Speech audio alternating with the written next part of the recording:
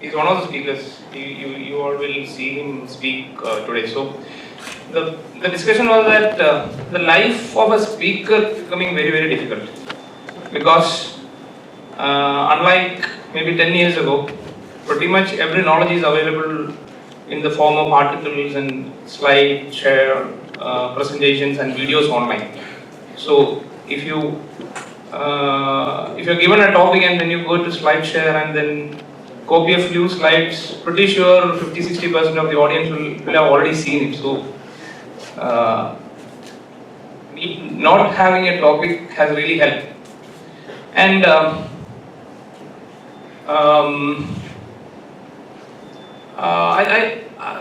I'll give you a small story from my own personal life. I have a small daughter. Right now she is 4 years old. And she has been using a mobile phone for a very long time now. Probably by the time she started to crawl, she has been playing with the phone. And she has broken my phone, my wife's phone. She has eaten the keys of my brother's phone. So all that happened. And when I look at how she uses the phone, I'm really amazed, because for my generation, I'm more than 30 years old. So for my generation, this started off as a phone. This was a phone where you dialed a few numbers and you talk to someone else. But for her generation, it's not a phone. Phone is just one of the 100 different features that the device has, and she doesn't see it as a communication tool also. For her, it's primarily a means to watch cartoons. And whenever I get home, the first thing she does is she would come and take my phone from my pocket. And the way she finds out cartoons, whenever I open my YouTube homepage, all the videos there are cartoons, because YouTube pulls up related videos, because that's what you see on your phone every day. And I've always wondered how she actually finds out her favorite cartoons. And one day I saw how she does that. I thought she was just using this related videos feature to actually find videos, and she's watching whatever she gets. But one day I saw her doing something on the phone.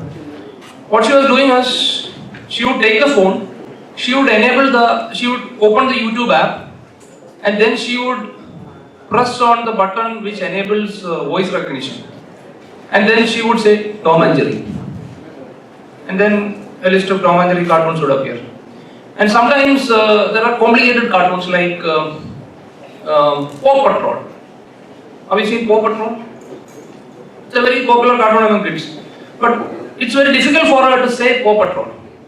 So whenever a few times it doesn't come right, so she says it again.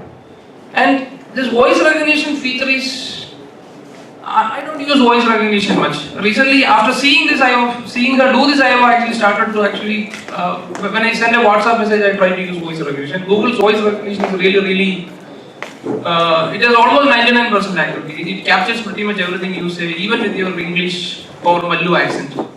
Have you tried the Google voice recognition feature on your phone? How many of you actively use that feature? Yes, my son uses it. All of you should try it, because if you are sitting in a room without a lot of noise, it works perfectly. You can bombard your friends with tons of WhatsApp messages. In WhatsApp there is discussions going on, and every time people ask, how do you actually manage to type all those things? I don't type, I just speak.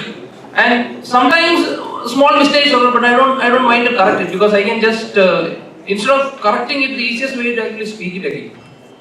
And that is the kind of behavior change that these devices have brought in. And I think it has got a little bit to do with generation also. And it is said that every 3 years a new generation is born. And when I hear that, and when I look at my little daughter, I feel almost like an alien. And another important aspect of all this is the way they use these devices. Like I said, it's not a phone anymore to them, it's an accessory.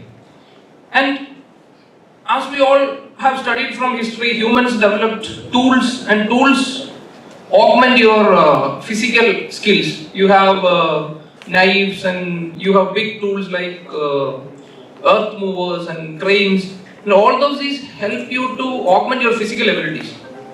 And now every one of us holds a device which will augment your mental and intelligence also. So for them, it's an accessory that helps them to augment their brain and reach out to the vast information and services available on the internet. So when we develop applications for these devices, we have to keep this in mind, and we have to look at a kid who is probably 3, 4, 5 years old and maybe learn a lot from them. And it doesn't end there. I have a small video for you. Right now we are making applications for human beings, right? Probably that also might change.